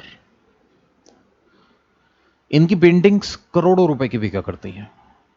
अभी कुछ दिनों पहले जब नीरव मोदी हमारे देश से भागे थे, तो उनके घर पर ईडी, एनफोर्समेंट डायरेक्टरेट के ऑफिसर्स ने छापा मारा और उनके घर में लगी हुई 100 करोड़ रुपए की पेंटिंग्स बरामद की। 100 करोड़ रुपए दोस्तों, 100 करोड़ रुपीस की पेंटिंग्स घर के अंदर लगी हुई थी। ये 100 करोड़ रुपए की पेंटिंग्स ऑक्शन की गई। मुद्दा यह है कि सोचिए, क्या इन 100 करोड़ की पेंटिंग्स पर इनकम टैक्स वाले टैक्स छोड़ देंगे? सवाल ही नहीं उठता। अगर आपके पास कोई पेंटिंग है, कोई ड्राइंग है, यह आपके लिए आपका पर्सनल इफेक्ट नहीं माना जाएगा, आपको इस पर टैक्स देना पड़ेगा। इसी तरह से मान लीजिए आपके पास कोई मैन्युस्क्रिप्ट है, मैन्युस्क्रिप्ट पुराने जमाने की हाथ से लिखी हुई किताबें, हाथ से लिखी हुई चिट्ठियां, हाथ से लिखे हुए लेटर्स, या जरूरी नहीं है पुराने जमाने के, आज के भी तो हो सकते हैं। जब भी कोई बड़ा लेखक अपना कोई नॉवल लिखता है दोस्तों, वो डायरेक्टली प्रिंटिंग प्रेस पर प्रेस नहीं होता, प्रिंट नहीं होता। पहले उसका मैन्युस्क्रिप्ट तैयार किया जाता है, फिर उस मैन्युस्क्रिप्ट से हम अपने पास नॉवेल्स बनाते हैं, छापते हैं। अगर कोई नॉवल बड़ा जबरदस्त हिट हो जाए तो उसकी मैन्युस्क्रिप्ट लाखों करोड़ रुपए में बिक जाती है। ऐसे में इनकम टैक्स एक्ट कहता है sir jewellery, paintings and drawings, manuscript, ये हमारे पास आपके पर्सनल इफेक्ट नहीं माने जाएंगे। इसी तरह से मान लीजिए आपके पास कोई भी वर्क ऑफ आर्ट है, एटसेट्रा। आपके पास कोई एंटीक हो सकता है, आपके पास कोई पुराने जमाने की मूर्तियां हो सकती हैं, ये सब हमारे लिए पर्सनल इफेक्ट की कैटेगरी में कवर नहीं होंगे। तो दोस्तों अगर आप ज्वेलरी बेचेंगे, पेंटिंग्स बेचेंगे, ड्राइंग्स बेचेंगे, मैन्युस्क्रिप्ट्स बेचेंगे, तो ये सब हमारे लिए टैक्सेबल किया जाएगा। इसके सेल पर होने वाला प्रॉफिट हमारे पास टैक्सेबल होगा। दोस्तों यहां पर एक छोटी सी बात मैं आपको बताता चलूं, और वो ये कि जैसा भी हमने कहा ज्वेलरी, सोचिए व्हाट इज ज्वेलरी। ज्वेलरी की सेल पर होने वाले प्रॉफिट पर आपको टैक्स देना होगा। तो सवाल ये उठता है कि ज्वेलरी कहते किसे हैं? क्या ज्वेलरी का मतलब होता है गहने? दोस्तों ऑर्नामेंट्स।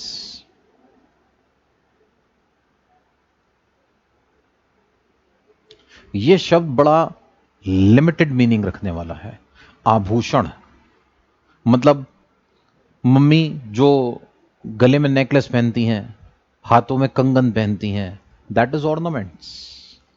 हम क्या सिर्फ ऑर्नामेंट्स की सेल पर होने वाले प्रॉफिट पर टैक्स लगाएंगे? तो नहीं दोस्तों। As far as income tax is concern, jewellery का मतलब सिर्फ ऑर्नामेंट से नहीं होता। ज्वेलरी कोई भी ऐसी चीज हो सकती है जो किसी प्रीशियस या सेमी प्रीशियस,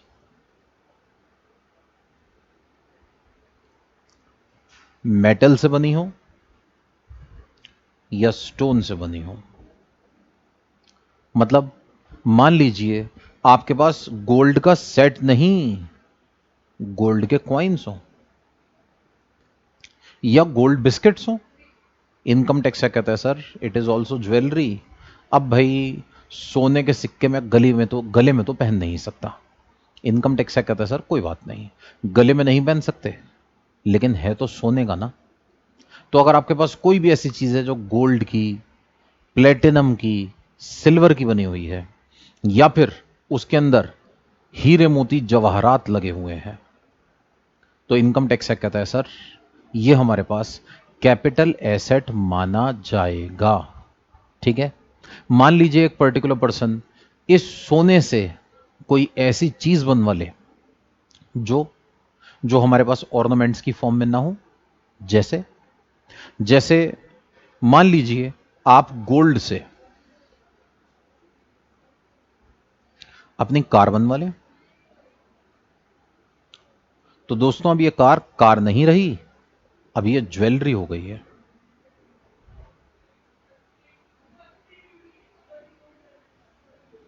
मान लीजिए मैं अपने पास एक शर्ट बनाऊं, शर्ट,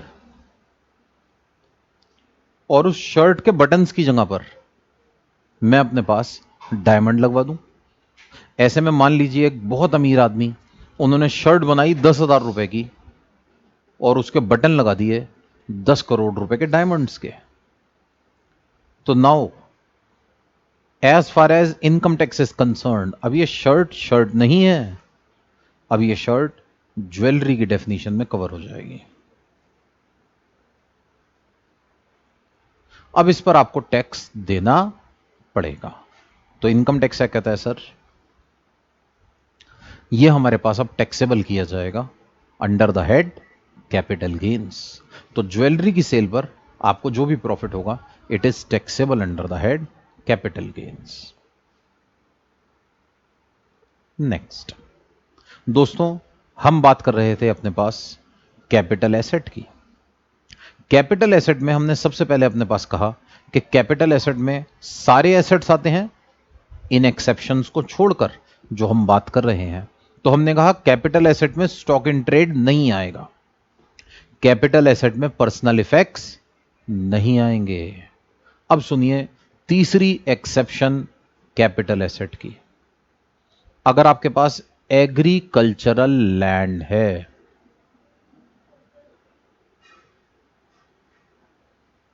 एग्रीकल्चरल लैंड मतलब खेत, तो दोस्तों खेत को कैपिटल एसेट नहीं माना जाएगा। बस अगर मैं यहीं पर रुक जाऊं तो बड़ी गड़बड़ हो जाएगी। मान लीजिए मिस्टर राम के पास एक प्लॉट है और वो ये प्लॉट दिल्ली में है। मिस्टर राम के पास एक बड़ी सी जमीन है दिल्ली में, वैल्यूड एट 100 करोड़ रुपए, 100 करोड़ रुपीस की जमीन ये बेचना चाहते थे। बेचेंगे तो बड़ा प्रॉफिट होगा। इन्होंने कहा बस प्रॉफिट पे टैक्स बचाने का रास्ता मिल गया। इन्होंने कहा भाई एक काम करो, इस लैंड के ऊपर जो इनके पास दिल्ली में है खेती बाड़ी शुरू कर दो, और खेती बाड़ी करते ही ये हो जाएगा एग्रीकल्चरल लैंड, टैक्स से बच जाएंगे। इनकम टैक्स ने कहा बेटा हमें पागल मत बनाओ, हम इस पे आपको टैक्स छोड़ने वाले नहीं हैं। इनकम टैक्स क्या कहता है सर, एग्रीकल्चरल लैंड पर टैक्स नहीं लगाएंगे अगर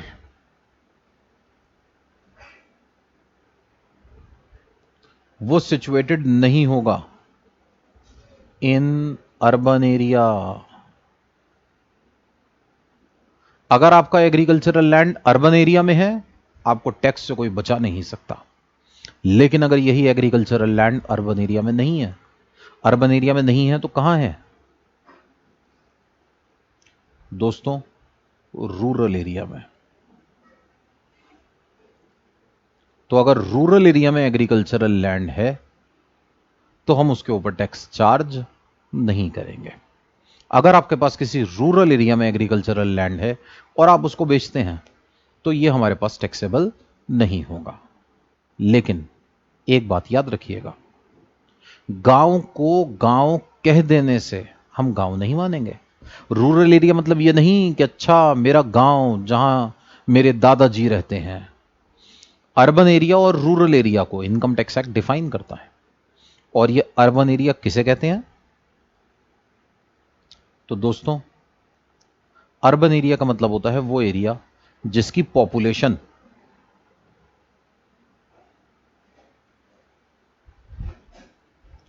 मोर देन 10,000 हो। बस सारे सपने चकनाचूर। अगर आपके पास कोई भी ऐसा एरिया है जिसकी पॉपुलेशन 10,000 से ज्यादा है ना दोस्तों, इनकम टैक्स के हिसाब से वो गांव नहीं है, रूरल एरिया नहीं है, वो एक अर्बन एरिया है। और यहां पर सिचुएटेड एग्रीकल्चरल लैंड पर अगर आपको सेल पर कोई प्रॉफिट होता है, आपको टैक्स देना पड़ेगा दोस्तों 10,000। अगर किसी बड़े शहर की बात करें ना, दिल्ली, मुंबई, चेन्नई, कोलकाता, सूरत, अहमदाबाद, बेंगलोर, तो 10,000 लोग शहर में नहीं दोस्तों, कॉलोनी में रहते हैं। एक छोटी सी कॉलोनी की पॉपुलेशन 10,000 को एक्सीड कर जाती है। 10,000 से ज्यादा पॉपुलेशन पूरे के पूरे एरिया की, पूरी सिटी की, ऐसा कैसे हो सकता है? हो सकता है अगर आप कहीं दूर किसी रिमोट एरिया में जाएं तो वहां पर गांव के अंदर रहने वाले लोग बहुत कम होते हैं। आपको ऐसे कई गांव मिलेंगे जहां 200, 500, 1000, 2000, 5000 पॉपुलेशन है पूरे गांव की। ऐसी जगह को हम रूरल एरिया काउंट करेंगे। लेकिन अगर मान लीजिए आपके गांव की पॉपुलेशन 11,000 है तो दोस्तों, as far as income tax is concern, ये अर्बन एरिया माना जाएगा और आपको इस पर टैक्स देना पड़ेगा। अगर आप किसी भी ऐसी एरिया में सिचुएटेड लैंड बेच रहे हैं जहां पर पॉपुलेशन 10,000 से ज्यादा है, देन इट इज टैक्सेबल, आपको इस पर टैक्स देना होगा। तो दोस्तों, अगर मान लीजिए आप अपने पास कोई ऐसी लैंड बेच रहे हैं जो सिचुएटेड है किसी एरिया में जिसकी पॉपुलेशन 10,000 से कम है, तो हम आपका टैक्स माफ करने को तैयार हैं। लेकिन एक प्रॉब्लम है। सोचिए दोस्तों, एग्जाम्पल लेते हैं दिल्ली का, और 1 मिनट के लिए मैं मान लेता हूं, ये मैंने ड्राइंग बनाई, थोड़ी ड्राइंग खराब है, इसलिए आप ड्राइंग पे नहीं मुद्दे पे ध्यान दीजिएगा। दोस्तों, मान लीजिए दिस इज दिल्ली और यह है दिल्ली का बॉर्डर। जब हम दिल्ली के बाहर जाते हैं तो दिल्ली के बाहर एक जगह पर है नोएडा, दूसरी साइड है गाजियाबाद, तीसरी साइड है फरीदाबाद और चौथी साइड है गुड़गांव। दोस्तों, 1 मिनट के लिए मैं एज्यूम कर लेता हूं कि दिल्ली के बाहर कुछ नहीं है, जंगल है, खाली पड़ा है। दोस्तों, ऐसे में सोचिए, Delhi having a official population of 1.8 crore, government के डेटा के हिसाब से 1,80,00,000 से ज्यादा लोग दिल्ली में रहते हैं। अनऑफिशियली कितने रहते हैं ये तो बस भगवान ही बता सकता है, किसी को नहीं पता। दोस्तों, कितने बच्चे ऐसे हैं जो दिल्ली के हॉस्टल्स के अंदर रहते हैं, यहां यूनिवर्सिटी में, कॉलेजेस में, अलग अलग जगहों पर पढ़ते हैं। कितने लेबर ऐसी है जो यहां पर रहती है और दोस्तों उनका कोई रिकॉर्ड नहीं है, सरकार को भी नहीं पता ऐसे कितने लोग होंगे। ऑफिशियली 1,80,00,000। सोचिए, दिल्ली के बाहर 1 मिनट के लिए हम एज्यूम कर लेते हैं कुछ भी नहीं, नथिंग, खाली पड़ा है, जंगल है। ऐसे में अगर कोई पर्टिकुलर पर्सन दिल्ली के बाहर निकलकर बॉर्डर को क्रॉस करके ठीक बाहर जमीन खरीद लेता है, तो क्या आप यह कहेंगे कि वो किसी रूरल एरिया में खड़ा है, किसी गांव में खड़ा है? तो नहीं, दिस इज रॉन्ग, ऐसा कहना गलत होगा। इनकम टैक्स एक्ट कहता है सर, हम जब भी शहर के बाहर निकलते हैं ना, तो कुछ स्पेसिफाइड डिस्टेंस तक हम ये मानकर चलते हैं कि अभी आप शहरी इलाके में ही हैं, अभी आप अर्बन एरिया में ही हैं। मतलब मान लीजिए आप जिस अर्बन एरिया में हैं,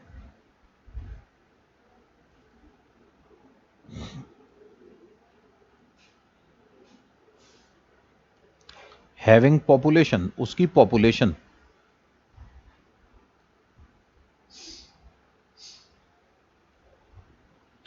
मोर देन 10,000 है, बट अप टू 1 लाख है। दोस्तों एक ऐसी जगह जहां की पॉपुलेशन 10,000 से ज्यादा है लेकिन 1 लाख तक है, वो खुद तो अर्बन एरिया है ही, इसके अलावा उसके बाहर up to a radius of 2 kilometres urban area ही माना जाएगा। मतलब मान लीजिए मैं एक ऐसे गांव का एग्जाम्पल लूं जिसकी पॉपुलेशन है सपोज 40,000। 40,000 की पॉपुलेशन वाले गांव से जब आप बाहर निकलेंगे तो इनकम टैक्स एक्ट कहता है सर 2 किलोमीटर की दूरी तक जितनी भी जमीन होगी, 2 किलोमीटर दोस्तों, 2 किलोमीटर, वो अर्बन एरिया की जमीन ही मानी जाएगी। और जब आप उसको बेचेंगे आपको उसकी सेल पर होने वाले प्रॉफिट पर टैक्स देना पड़ेगा। हां, 2 किलोमीटर के आगे जाकर जो जमीन है वो रूरल एग्रीकल्चरल लैंड मानी जाएगी, उस पर टैक्स नहीं लगेगा प्रॉफिट ऑन सेल पर। अगर मान लीजिए आपका जो सिटी है वो ज्यादा बड़ी है, पॉपुलेशन मोर देन 1 लाख है, बट अप टू 10 लाख है, 1 लाख से ज्यादा लेकिन 10 लाख तक, इनकम टैक्स एक्ट कहता है सर अप टू 6 किलोमीटर। अब जगह बड़ी हो गई ना, डिस्टेंस भी बढ़ा दिया, 6 किलोमीटर के डिस्टेंस तक हम ये मानकर चलेंगे आप अर्बन एरिया में हैं। और अब अगर इस एग्रीकल्चरल लैंड को आप बेचते हैं, इसकी सेल पर होने वाले प्रॉफिट पर आपको टैक्स देना पड़ेगा। दोस्तों मान लीजिए हम बात करें किसी बहुत बड़े शहर की, बहुत बड़ा शहर, दिल्ली, मुंबई, चेन्नई, कोलकाता, बेंगलोर, हैदराबाद, सूरत, जिसकी पॉपुलेशन ज्यादा है 10 लाख से भी। तो अगर पॉपुलेशन 10 लाख से भी ज्यादा है तो इनकम टैक्स क्या कहता है सर, शहर से निकलने के बाद अप टू 8 किलोमीटर हम ये मानकर चलेंगे कि अर्बन एरिया है। Up to 8 kilometre urban area माना जाएगा, 8 किलोमीटर के बाद का जो इलाका है रूरल एरिया होगा, प्रोवाइडेड उस इलाके की अपनी पॉपुलेशन 10,000 को एक्सीड नहीं करनी चाहिए। तो अगर दिल्ली के बाहर कुछ ना हो और दूर दूर तक बस जंगल ही जंगल हो, मुंबई के बाहर बस जंगल ही जंगल हो, और किसी बड़े शहर के बाहर कुछ ना हो, तो भी 8 किलोमीटर तक अर्बन एरिया माना जाएगा। 8 किलोमीटर के बाद का जो खाली इलाका होगा उसी को रूरल एरिया माना जाएगा। ठीक है दोस्तों, ये हमारे पास बात हो गई एक्सेप्शन नंबर 3 की। तो agricultural land not situated in urban area, ये हमारे पास एक्सेप्शन में आ गया, ये हमारे लिए कैपिटल एसेट नहीं माना जाएगा। ठीक है दोस्तों, बार बार मैं आपको याद दिला दूं, जो कैपिटल एसेट नहीं है उसकी सेल पर होने वाले प्रॉफिट पर आपको टैक्स देने की जरूरत नहीं है।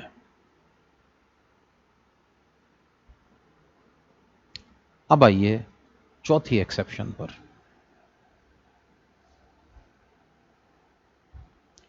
Gold deposit bonds. Gold deposit bond, ये गोल्ड डिपॉजिट बॉन्ड किसे कहते हैं दोस्तों? मान लीजिए एक पर्टिकुलर पर्सन है और उस पर्सन के पास गोल्ड है, गोल्ड, ढेर सारा गोल्ड, सोना ही सोना। सोचिए अगर आपके पास 1 किलो गोल्ड होता, 1 किलो सोना, आप 1 किलो सोने के मालिक होते, तो बताइए अगर आपके पास 1 किलो गोल्ड है तो यह अच्छी बात होगी या बुरी बात होगी?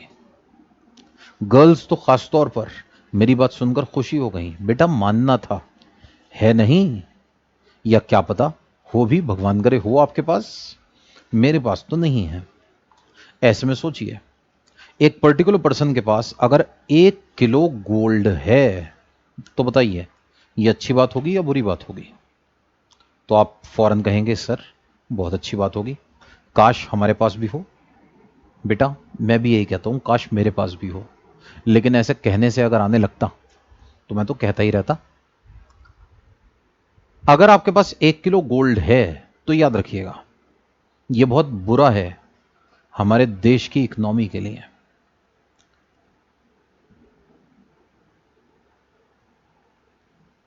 मान लीजिए एक पर्टिकुलर पर्सन ने अपने घर पर 35 लाख रुपीस का गोल्ड खरीद कर तिजोरी में बंद करके रख दिया। तो दोस्तों आपने हमारे देश के 35 लाख रुपए तिजोरी में बंद कर दिया। अगर यही पैसा बाहर मार्केट में होता, बिजनेस में लगा होता, सोचिए देश का कितना विकास होता। दोस्तों पूरी दुनिया में सबसे ज्यादा हाउस होल्ड कंजम्पशन गोल्ड की इंडिया में होती है। इंडिया पूरी दुनिया का सबसे बड़ा इंपोर्टर है गोल्ड का। हर साल कई हजार लाख करोड़ रुपए हमारे देश से बाहर चले जाते हैं क्योंकि हमें गोल्ड खरीदना होता है। दोस्तों इससे हमारे देश को बड़ा नुकसान होता है। लोगों ने अपने घर के अंदर तिजोरियों में सोना भर रखा है। हम चाहते हैं यह सोना बाहर निकले, और इस सोने को बाहर निकालने के लिए क्या करें? सरकार एक स्कीम लेकर आई गोल्ड डिपॉजिट बॉन्ड की। उसने लोगों से कहा कि सर आपके पास जितना भी सोना है ना वो हमें दे दो, गोल्ड दो और बदले में सर्टिफिकेट लो। तो आप कहेंगे सर कैसी अटपटी बात करते हो, सोने का सेट गले में पहना जाता है, सर्टिफिकेट गले में टांग के थोड़ी घूमूंगा, फायदा क्या होगा? दोस्तों आइए मैं आपको फायदा बताता हूं। सोचिए आपके पास अगर 1 किलो सोना है और आपने उसे अपने घर के अंदर तिजोरी में बंद करके संभाल के रखा है, तो आफ्टर 1 ईयर वो कितना हो जाएगा? आप कहेंगे सर क्या हो गया, कैसे अटपटे सवाल कर रहे हो, 1 साल बाद ये सोना 1 ही किलो रहेगा, बढ़ेगा थोड़ी।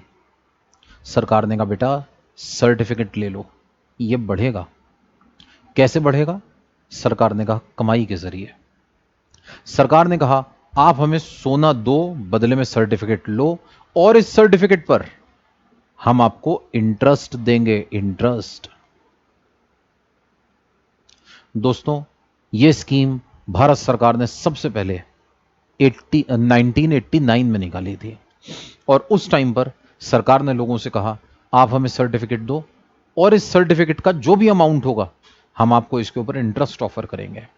यह स्कीम 89 में आई, 91 में आई, 1999 में आई। फिर हमारे प्रधानमंत्री नरेंद्र मोदी जी भी यह स्कीम लेकर आए 2015 में।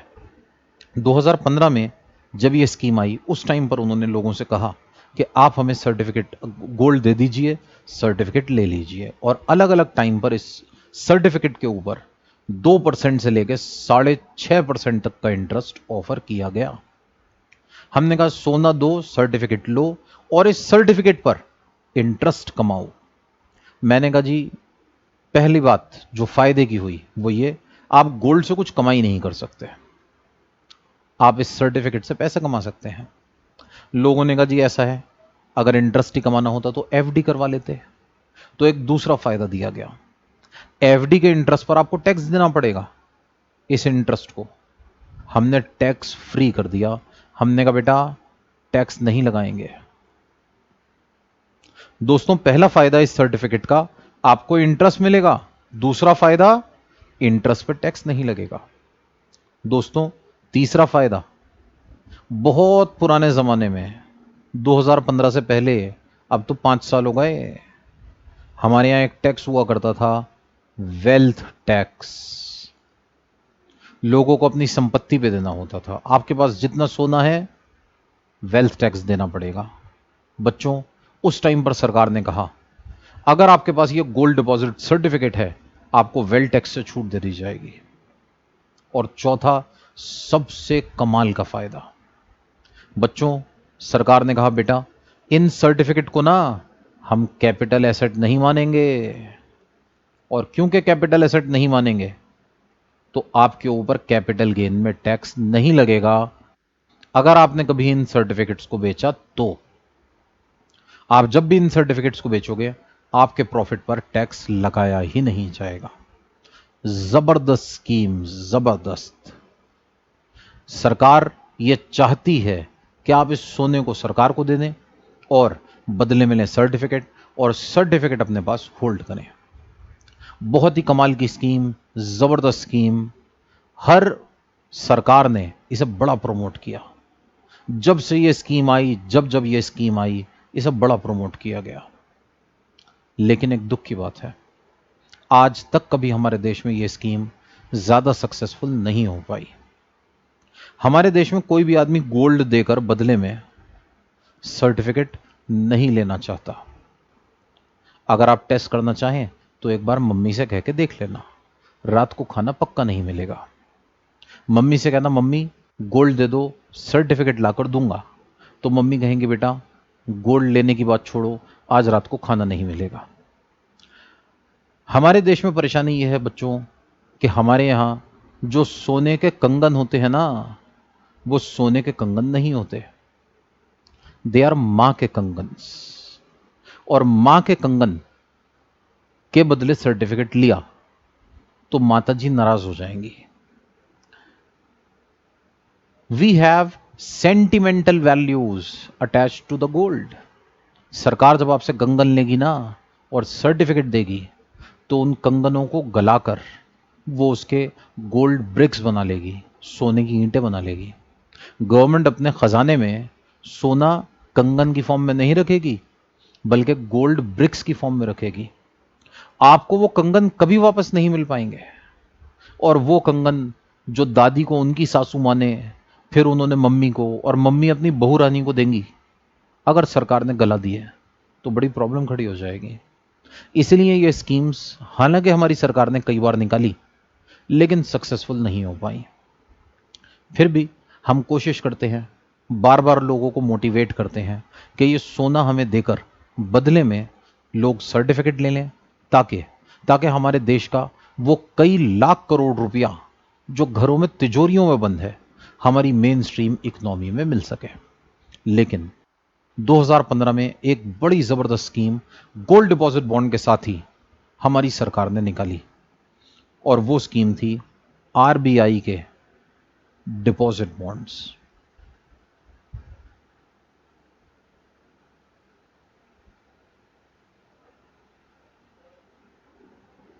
issued in gold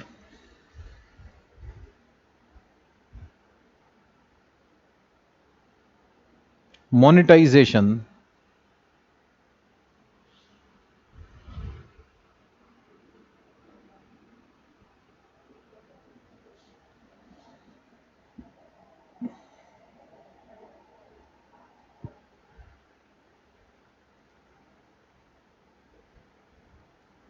scheme 2015।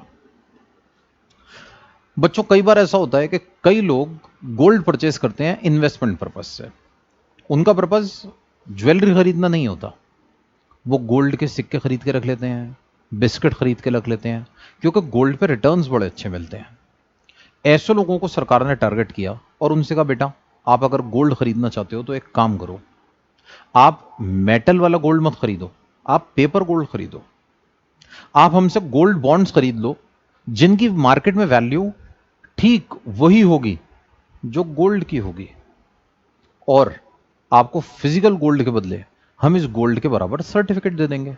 इससे सरकार को ढेर सारे पैसे मिले और बदले में सरकार को कुछ भी नहीं देना पड़ा। अब हो सकता है आपके माइंड में आए कि सर ये कैसा अटपटा सर्टिफिकेट है, ऐसा कैसे हो सकता है सर्टिफिकेट की वैल्यू गोल्ड के बराबर। बच्चों हो सकता है।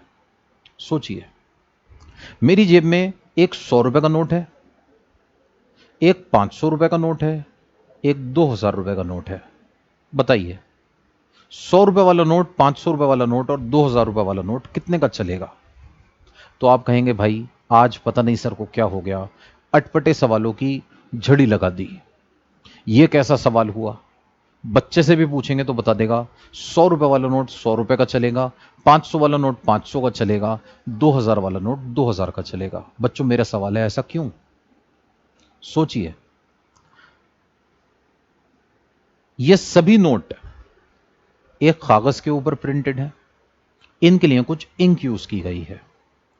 जो पेपर हमारे नोट के लिए यूज होता है, अगर मैं आपको उससे भी शानदार जबरदस्त पेपर लाकर दूं,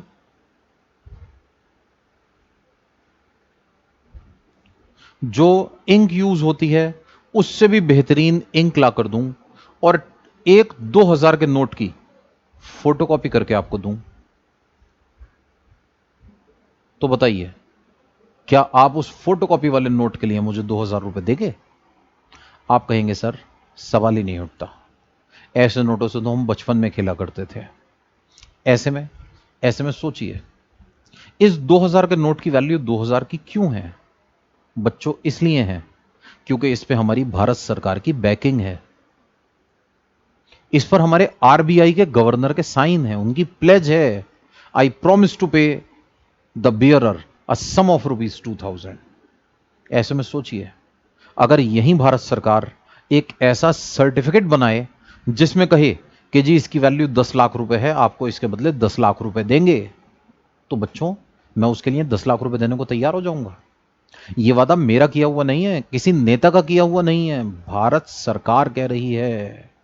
ऐसे में इन गोल्ड डिपॉजिट बॉन्ड्स की, इन गोल्ड बॉन्ड्स की वही वैल्यू होती है जो मार्केट में गोल्ड की होती है।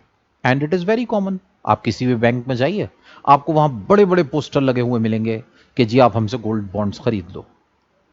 आप पेटीएम के जरिए ये गोल्ड खरीद सकते हैं, पेटीएम गोल्ड। ठीक है। ऐसे में ऐसे में अलग अलग एप्स, अलग अलग बैंक्स इन सर्टिफिकेट्स को बेचते हैं। ये सारा पैसा सरकार के पास जाता है और सरकार इन लोगों को बदले में कुछ नॉमिनल सा कमीशन दे देती है। सोचिए, ऐसे हमारे देश की इकोनॉमी को कितना फायदा होगा।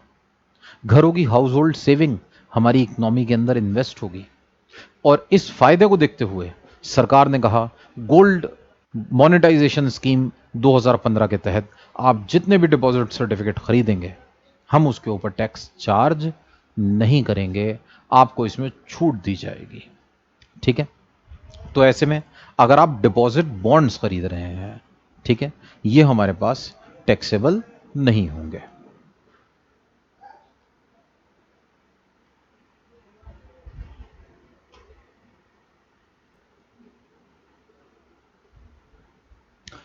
तो बच्चों इस तरह से ये हमारे पास बात हो गई डिपॉजिट सर्टिफिकेट्स की, डिपॉजिट बॉन्ड्स की। डिपॉजिट बॉन्ड के बारे में आगे हमें अपने मेन टॉपिक में भी चर्चा करनी है। डिपॉजिट बॉन्ड भी हमारे पास दो तरह के होते हैं, इसे हम आगे डिटेल में पढ़ेंगे, लेकिन क्योंकि बात निकली है इसलिए मैं बता दूं।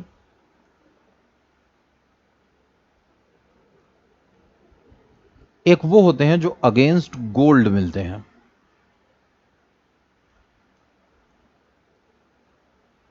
और दूसरे वो होते हैं जो अगेंस्ट कैश या मनी मिलते हैं। इसको तो इनकम टैक्स ने फुल्ली एग्जम्प्ट कर दिया।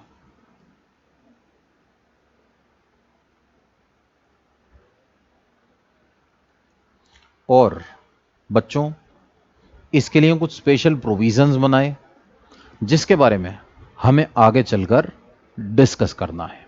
तो जब हम इस पर पहुंचेंगे तब हम इसके बारे में डिटेल में चर्चा करेंगे। तो ये हमारे पास एक्सेप्शंस हो गई कैपिटल एसेट की। ठीक है। तो हमने अपने पास जो बात की उसमें हमने अपने पास सबसे पहले बेसिस ऑफ चार्ज डिस्कस किया,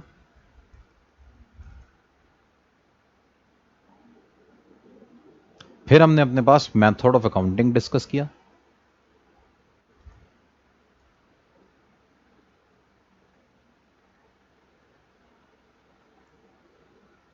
फिर हमने अपने पास meaning of capital asset discuss किया। तो ये हमारे पास हमारे बेसिक कंसेप्ट्स हो गए कैपिटल गेन्स के। इसी को हम अपने पास अपनी नेक्स्ट क्लास में कंटिन्यू करेंगे। आज के लिए हमारा कंसेप्ट हम यहीं पर रोकते हैं और आपसे अलविदा लेते हैं। Bye bye.